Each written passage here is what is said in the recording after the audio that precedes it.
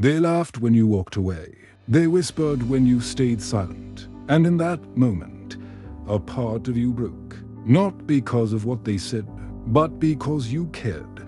You cared about how they saw you. You cared about what they thought of your worth. And you cared because deep down, you believed that respect must be earned through understanding, through proving yourself. But what if I told you the Stoics believed the opposite? That the moment you start needing respect, you already gave away your power. In this video, we'll explore how Stoic philosophy turns disrespect into strength, how calmness can become your greatest form of self-defense, and at the end, I'll share the mindset Marcus Aurelius used when he was publicly humiliated. A simple idea that made him untouchable in the face of insult. Because here's the truth, the world will test you. People will dismiss you, doubt you, and try to make you feel small, especially when your silence threatens their insecurity. But what if the greatest revenge isn't fighting back? What if it's walking away, unbothered and shaken, and still in control? We live in an age that glorifies reaction. Everyone wants the last word. Every disagreement turns into a performance. And somehow, staying calm has become the new rebellion. The Stoics understood this centuries ago. They lived in a world of politics, betrayal, gossip, not much different from us. Yet they learned something powerful. It's not what happens to you, but how you respond to it that matters. Epictetus believed that no insult, no rejection, no act of disrespect could ever touch you unless you allowed it to, because once you realize that your reaction is your kingdom, no one can dethrone you. In today's video, we're going to uncover how to protect that kingdom. First, we'll explore why disrespect hurts so deeply and what it actually reveals about our own insecurities. Then, we'll break down the Stoic principle of perception, how to control the story you tell yourself when someone disrespects you. After that, we'll learn how to act, or not act, when your pride is tested in real life, at work, in relationships, or even online. Finally, we'll discuss how to build the kind of self-respect that no insult can touch, the quiet confidence rooted in discipline and dignity. But before we begin, I want you to think of one time someone made you feel small. Maybe it was a colleague who dismissed your idea, a friend who betrayed your trust, or someone you loved who looked at you like you were less than you thought you were. Hold that memory for a moment. Feel what it did to your chest. That tightness, that sting. Now imagine responding differently. Imagine standing there, calm, centered, and touched. Not because you don't care, but because you know who you are. That's what Stoicism teaches. Not how to suppress emotion, but how to master it. Not how to ignore pain, but how to transform it. This is not about ego. It's about power, the quiet kind. The kind that can't be provoked, can't be bought, can't be broken. So stay with me, because by the end of this video, you'll understand why the Stoics believed no one can insult you without your permission. And once you truly grasp that, you will become untouchable. When someone disrespects you, the first thing you feel isn't wisdom, it's fire. That sudden rush of heat behind your chest, the sting in your pride, the tightening of your jaw. You want to say something sharp. You want to prove them wrong, to remind them who they're talking to. That's normal. It's your ego defending its territory. The part of you that still believes dignity is something others can take away. But here's what the Stoics understood. Anger never protects dignity, it destroys it. Marcus Aurelius once wrote, "The best revenge is to be unlike your enemy." Because when you react in anger, you step down to the level of those who provoked you. You stop being yourself and start becoming a reflection of them. Stoicism doesn't tell you to suppress your anger. It tells you to observe it, to notice it rise, breathe through it, and ask, is this reaction strengthening me or enslaving me? The answer to that question will decide whether you stay powerful or lose control the moment someone challenges your worth. Anger feels powerful at first, like fire lighting up the dark. But if you let it lead, it burns everything in its path, including you. You might win the argument, but lose your peace. You might make them feel small, but end up smaller inside. Seneca warned us, anger, if not restrained, is frequently more hurtful to us than the injury that provokes it. Think about that. When you lash out, you become the proof of their disrespect. Your reaction validates their judgment.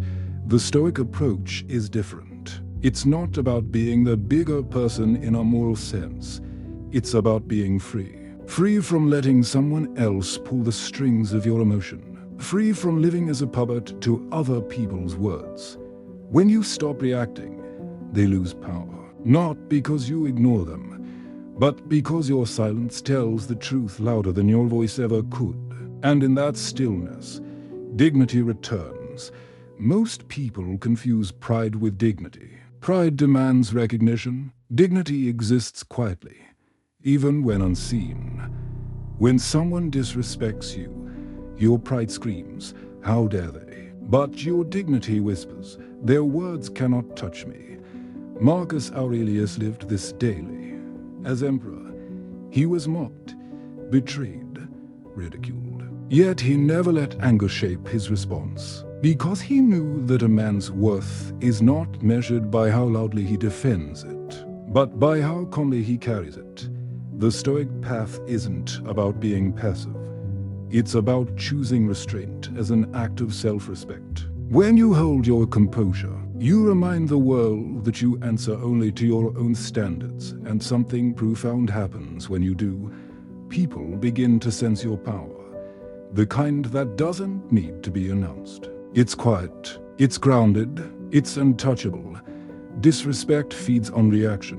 It's like a parasite. It survives on your energy, but when you stop feeding it, it dies. The moment you realize you have nothing to prove, the insult loses its bite. Because how can words harm someone who no longer needs validation? Epictetus once said, "If someone speaks ill of you, remember that you are not disturbed because of what they said, but because you value their opinion." That's the heart of Stoic power.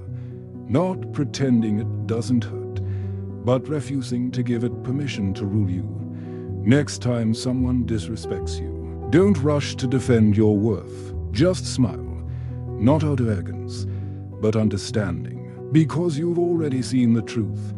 Their words reveal their character, not yours, and in that moment, you rise above. Not louder, not harsher, just higher. That's how you begin to stay untouchable. When someone disrespects you, your first instinct is to take control. But anger deceives you. It makes you feel powerful while quietly making you a prisoner. You think you're defending your honor, but really, you're losing command of your own mind. And that's what the Stoics feared most. Not insult, not pain, but loss of self-mastery. Marcus Aurelius once said, "You have power over your mind, not outside events." Realize this, and you will find strength. The more you let anger decide your words, the more you surrender that power. It's like handing over the keys of your peace to the very person who tried to shake you. The Stoic doesn't deny anger. He watches it. He names it. He separates it from identity. He says to himself, "I feel anger, but I'm not anger." That simple awareness transforms reaction into choice. You can't stop the fire from sparking, but you can decide whether to feed it or let it fade. There's a saying, the first to get angry loses, because the first to react always gives away control. Think about the last argument you had. Did your anger ever convince anyone? Did shouting ever make you feel truly respected afterward? No, you might have felt victorious for a moment, but empty later. Seneca described anger as a kind of temporary madness. No plague has cost the human race more. He was right. Anger makes us blind. It shrinks our vision to one single goal: to hurt back. But when you act from that impulse, you don't punish the other person. You punish your own peace. So the next time you feel that heat rising, pause. Even a 3-second silence can save you from 3 days of regret. And every time you choose calm over chaos, you strengthen an invisible muscle, the muscle of self-command. Calmness confuses people who thrive on control. They expect your anger. They feed off your reaction. When you stay composed, you take away their weapon. Marcus Aurelius wrote, "The best answer to anger is silence. Not silence of fear, silence of understanding. You understand that your worth doesn't need defending. That shouting your value only proves you doubted. In a world addicted to reaction, composure becomes rebellion. Every insult expects fuel, but you give none. You let them drown in their own noise while you remain steady. And here's the paradox: the quieter you become, the more powerful you appear. Because true control isn't about dominance, it's about direction. Anyone can shout. Few can stay still while standing tall. The person who can control their tongue controls the tone of every room they enter. That's the Stoics' quiet crown, invisible but undeniable. The Stoics never said don't act. They said don't act while blind. There's a time for confrontation, but never while you're ruled by emotion.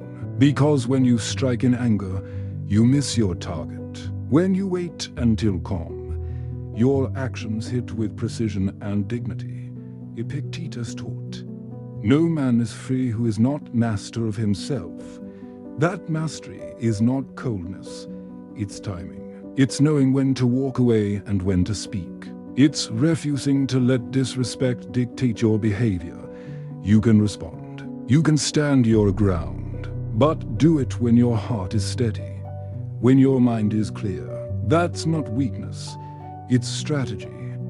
And the people who once tried to provoke you will notice it. They'll sense the difference between a man who reacts and a man who decides. Self-control isn't repression, it's refinement. It's not about burying emotion, but polishing it, shaping it into strength. Imagine standing in front of someone who insults you, yet you feel no need to respond. Your silence isn't fear, it's composure. Your calm isn't passivity, it's precision. That level of control doesn't appear overnight. It's built through daily awareness.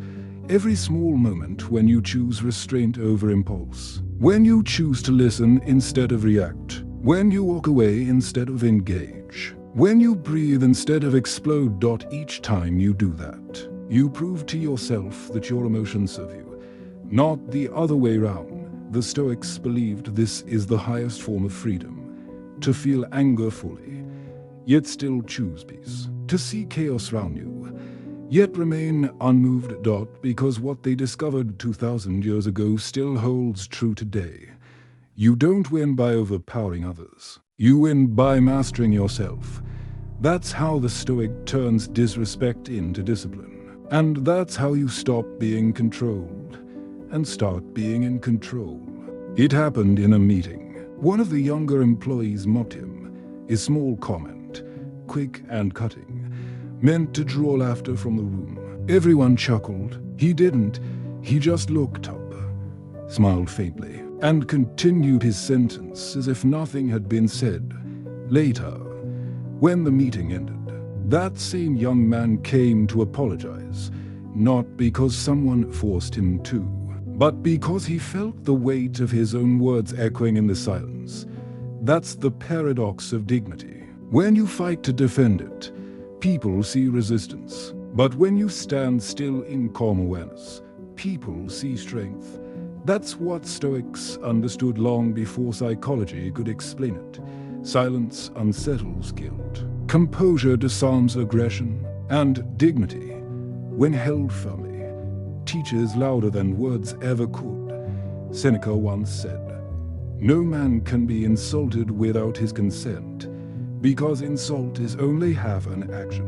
The other half lives in your reaction.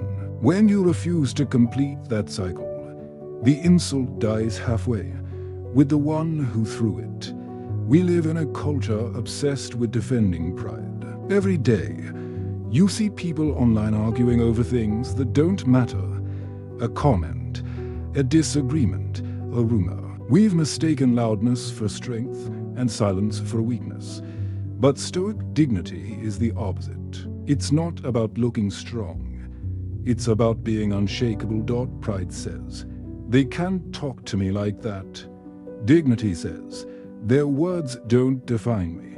One is reactive, the other is rooted. Marcus Aurelius wrote in his private notes, don't waste time worrying about what others think of you. What they think is beyond your control. What you do is not. The world respects consistency more than performance. People can sense the difference between the one who needs approval and the one who moves with quiet certainty.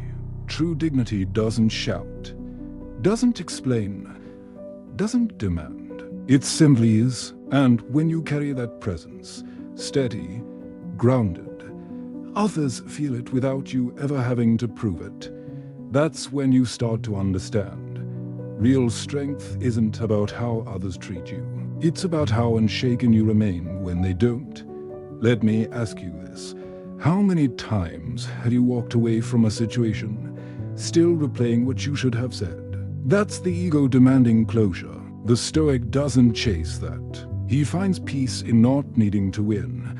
Marcus Aurelius had enemies, critics, even traitors in his own circle. Yet he didn't write about defeating them. He wrote about understanding himself. Because once you master your reaction, their behavior becomes relevant.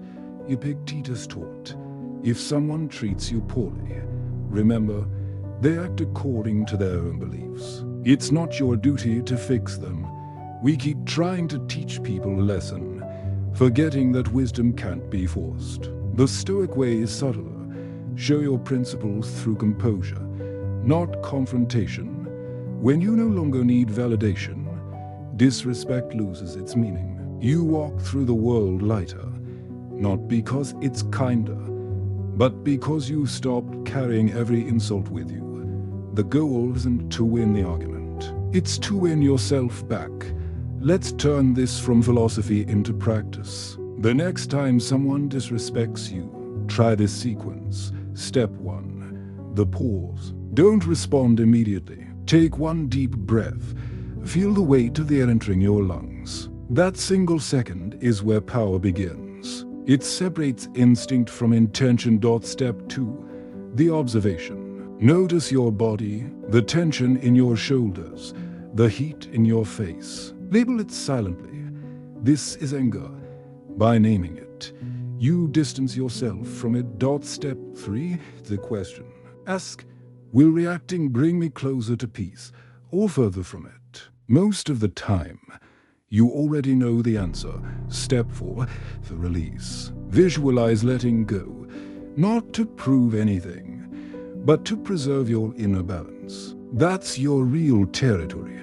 This isn't passivity. This is mastery in motion. Every time you choose calmness over chaos, you're training your mind to stay sovereign.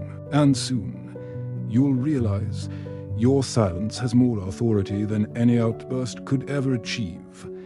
Disrespect hurts because we crave recognition. We want others to see our worth, to acknowledge our effort, our sincerity, our heart. But the Stoics remind us, external validation is fragile currency. The moment it becomes your source of value, anyone can bankrupt you. Seneca wrote, the wise man is content with himself, not because he thinks little of others, but because he thinks rightly of himself. That's the essence of inner dignity. Self-respect built from discipline, not approval. When you keep your word, when you act with integrity even when unseen, that's dignity. When you choose silence not out of fear, but confidence, that's dignity. When you forgive, not because they deserve it, but because you deserve peace, that's dignity. No one can give that to you. And once you have it, no one can take it away. You begin to move differently, Not defensive, not desperate, just centered. You stop explaining, stop proving, stop reacting. And ironically, that's when people start respecting you. Not out of fear, but recognition of strength. Because respect earned through calmness lasts longer than fear gained through noise. We're living in an age where everyone is performing, online, at work. Even in friendships, people measure respect by likes, followers, applause. But Stoicism whispers a quieter truth. Real respect isn't public, it's private. Ask yourself, how do you treat people when no one's watching? How do you talk to yourself when you fail? That's where your real character lives. Imagine two versions of you.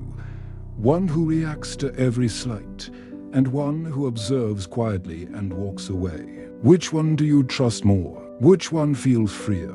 True dignity doesn't seek the stage. It thrives in restraint, in patience, in knowing you can act, but you choose not to. That's why Stoics believed self-control isn't denial. It's design. It's building a life where no insult can reach your center. Because you've already outgrown the need to be seen. So the next time disrespect finds you, pause. Not to plan revenge, but to remind yourself, this moment cannot touch who I am. And when you live that truth, you stop surviving disrespect. You transcend it. That's the quiet power of Stoic dignity, invisible to the noisy world, but undeniable to the ones who've learned to look inward. There's a strange power in silence, but only the strong ever learn how to use it. When you've been disrespected, every instinct in you wants to respond, to defend, to explain, to strike back. Silence, in that moment, feels unnatural, almost painful. But Stoicism teaches that silence isn't the absence of power. It is power, refined, concentrated, controlled. Marcus Aurelius once wrote, "Be tolerant with others and strict with yourself." That's the essence of silence. It's not weakness. It's self-command. You are not avoiding conflict. You are refusing to waste energy where understanding is impossible. Because not every battle is yours to fight. Some are traps, designed to pull you down to the level of noise. When you stay silent, you choose not to participate in chaos. You say without words, "I don't need to win this argument to know who I am." That's not indifference. That's freedom. People who attack you expect noise. They expect anger, defense, reaction. Something to confirm they got to you. But when you don't react, something happens that most people never anticipate. They start to face themselves. They replay their own words, searching for impact, but find none. They look at your calmness and feel a quiet discomfort, because now their behavior is being reflected back to them, and the reflection isn't flattering. Seneca once said, "He who is brave is free." Silence in the face of disrespect is a kind of bravery. It's standing still while the world tries to shake you and saying, "You no longer have that power." And here's the irony. Your silence doesn't just protect your peace. It exposes the emptiness of the other person's noise. Because disrespect loses its power when it fails to disturb. It becomes what it truly is, meaningless sound. In a world where everyone shouts, silence is subversive. It unsettles the insecure and humbles the arrogant. And when you learn to use it, you become untouchable. Scroll through social media and you'll see it everywhere. People arguing endlessly, strangers trying to win with words. But no one really wins. Everyone's just louder, emptier, more exhausted. We live in an era that worships reaction. The faster you respond, the more attention you get. But attention isn't the same as respect. The Stoics would have looked at our world and smiled sadly, because what they practiced daily, restraint, reflection, calm, is what we've lost. Imagine this. You're scrolling and someone comments something cruel. Your pulse rises. Your fingers move to reply, but then you stop. You breathe, and you realize, they don't know me. Their words aren't about me. They're about their own storm. You close the app. You move on. That's a small victory. Invisible to the world, but monumental to your peace. That's modern Stoicism in motion, choosing clarity over validation. There's a story about Cato, one of the Roman Stoics. He was once mocked in the Senate, humiliated in front of peers. He didn't respond. He didn't even frown. He simply looked at his accuser, then turned his eyes back to his scroll. Later, someone asked how he could endure such disrespect. Cato replied, "I pity the man who believes that my silence means defeat. That is the essence of Stoic strength, to see insult as a mirror, not a wound. When you stay silent, you force people to face the emptiness of their actions. You take away the satisfaction they sought, and slowly they begin to understand. They can't hurt someone who isn't playing their game. That lesson isn't taught through words, it's felt through presence. Because silence doesn't mean nothing happened. It means something sacred was protected. Your peace, your control, your dignity. Silence isn't about not speaking. It's about when to speak and why. There's a kind of silence that hides fear, and another that radiates strength. The first avoids confrontation, the second transcends it. You will know which one is yours by how it feels. Fearful silence feels heavy, like swallowing pain. Powerful silence feels clean, like walking away lighter. Epictetus said, "First learn the meaning of what you say, and then speak." When you internalize this, you realize that every word you speak should pass 3 gates. Is it true? Is it necessary? Is it kind? If it doesn't pass all 3, silence will serve you better. Because silence isn't emptiness, it's space. Space to see things clearly. Space to act wisely. Space to stay in control of yourself. And the person who controls their space controls the room. There's a moment in everyone's life when silence feels like surrender. But if you stay with it long enough, you realize it's victory in disguise. The victory of not reacting to manipulation. The victory of keeping your peace when provoked. The victory of knowing you don't have to prove your worth to anyone. Marcus Aurelius wrote, "If it is not right, do not do it. If it is not true, do not say it." In a world full of noise, your silence becomes rare, and rare things gain value. The fewer words you use, the more weight they carry. You will start to notice something change. People listen when you finally speak, not because you demand it, but because you've earned it. That's the paradox. The quieter you become, the louder your presence, the calmer you are. The stronger you seem, the less you react, the more you lead. And that's when you finally understand. You never needed to prove anything to anyone. Your peace was the proof. Picture this. A man standing in the middle of a storm. Wind tearing through the air, waves crashing, noise everywhere. He doesn't shout back at the storm. He simply stands, still, focused, breathing. That's you. Once you've learned silence, you no longer fight the world. You outlast it. You don't need to raise your voice. Your calmness is your shield, your armor, your message. They disrespected you. They tried to provoke you, but you stayed still. Untouchable. That's what Stoicism really is. Not being above emotion, but being so grounded that no emotion can pull you off your path. Not running away from chaos, but standing within it. With grace. And one day, the very people who disrespected you will look back and realize your silence wasn't surrender. It was self-respect. Take a moment. You've just walked through fire.